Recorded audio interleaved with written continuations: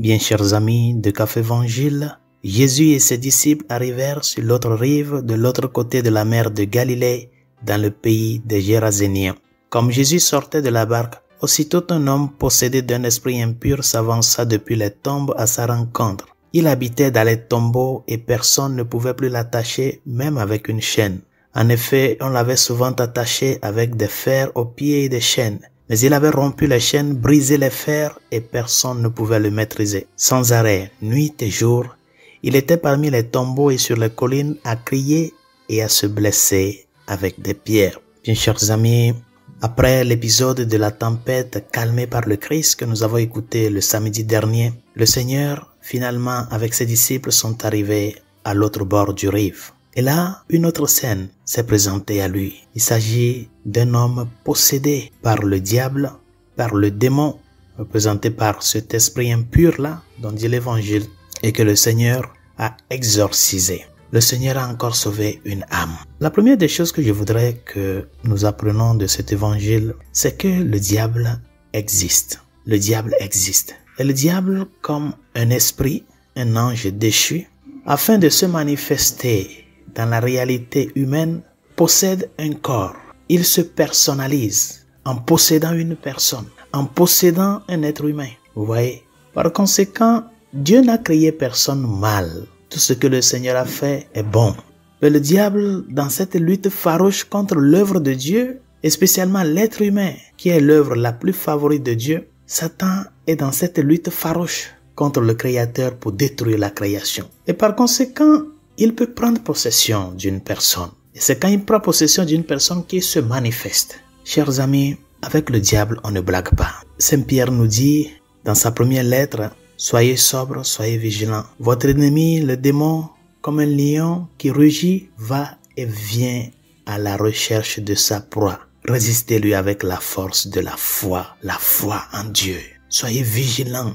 Ne laissez aucune brèche ouverte dans votre vie à l'ennemi, parce qu'il est à la recherche de vous détruire. » Et c'est ce que je voudrais rappeler en ce jour. Quand le démon prend possession d'une personne, ce n'est pas pour construire, c'est pour détruire cette personne et détruire toutes les personnes qui rentrent en relation avec celui qui est possédé. L'unique chose que l'ennemi sait faire, c'est de détruire. Il ne peut pas construire. Il peut faire mourir, il ne peut pas ressusciter. Je voudrais rappeler l'attention de tant de personnes qui, devant la situation de la vie, peut-être les choses ne me vont pas. Je veux avoir une position sociale, je veux être au sommet. Et qu'arrivé à un moment, on est déçu et on vend son âme à l'ennemi en entrant dans les sociétés ésotériques. La franc-maçonnerie, la Rose-Croix. Et aujourd'hui, il y en a plein de ramifications de ces grands groupes ésotériques. Il y a beaucoup de petites ramifications de nos jours. Et c'est comme ça on te dit non, nous allons t'aider, tu vas trouver un bon travail, on n'aura besoin de rien de toi. Et c'est quand tu rentres que petit à petit, tu commences à voir ce qu'est le fond de la chose. Et c'est ce qui est en train de détruire tant de jeunes de nos jours. Oui, il y a la souffrance, chers amis, mais nous n'allons pas vendre notre âme pour les biens matériels. Tu vas l'avoir, hein? Tu vas l'avoir. Qu'est-ce que tu veux? Tu vas l'avoir. À un moment donné, chers amis, je connais tant de gens qui à un moment donné, ils ont tout, mais ils commencent à souffrir dans leur conscience. Le diable peut détruire, mais il ne peut jamais construire. Prenez patience. Prenez patience. Travaillez dur. Ne cherchez pas les gains faciles. Et il y a certains qui vont te dire, on ne sait pas s'il y a une vie après cette mort. Au moins, faisons quelque chose de là pour pouvoir gagner notre vie. Faisons la vie, gagnons la vie, ayons des biens matériels. On ne va pas souffrir ici et souffrir encore ailleurs. Chers amis, il y a la vie après la mort. Prenez soin de votre relation avec Dieu. Le diable existe. Et la meilleure tactique du diable pour prendre des âmes, c'est à travers les douces paroles pour te convaincre.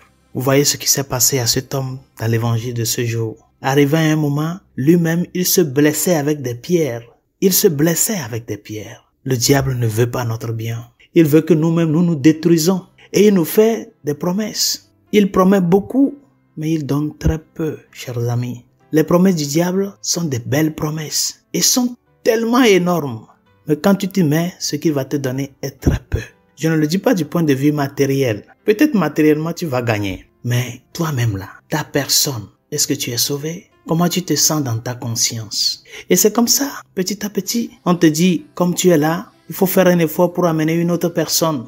Plus tu amènes d'autres personnes, plus tu jalonnes d'autres personnes derrière toi dans ces groupes-là, plus tu montes. Et c'est comme ça petit à petit. Beaucoup de jeunes aujourd'hui, ils ont tout. Tu les vois dans leur voiture, dans tout et tout, mais qui se sont mis dans ce genre de trucs. Réveillons-nous, construisons la vie, faisons de notre mieux, luttons, mais ne vendons pas notre âme à l'ennemi. Parce qu'en fin de compte, la fin est désastreuse.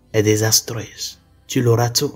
Et ta vie, comment elle serait? Je parle de ce qu'est la vie éternelle. La vie ne s'arrête pas ici sur cette terre. En fin de compte, c'est le Christ qui a sauvé cet homme-là que le diable est en train de détruire. Toi et moi, nous ne savons pas notre dernier jour. Est-ce que tu auras l'occasion de te repentir avant ta mort? Est-ce que tu auras l'occasion de recevoir les derniers sacrements avant ta mort? Tu ne le sais pas. Prenons soin de notre relation avec Dieu. Et prenons soin de notre âme. Parce que la vie ici, elle est très courte. Et le diable existe.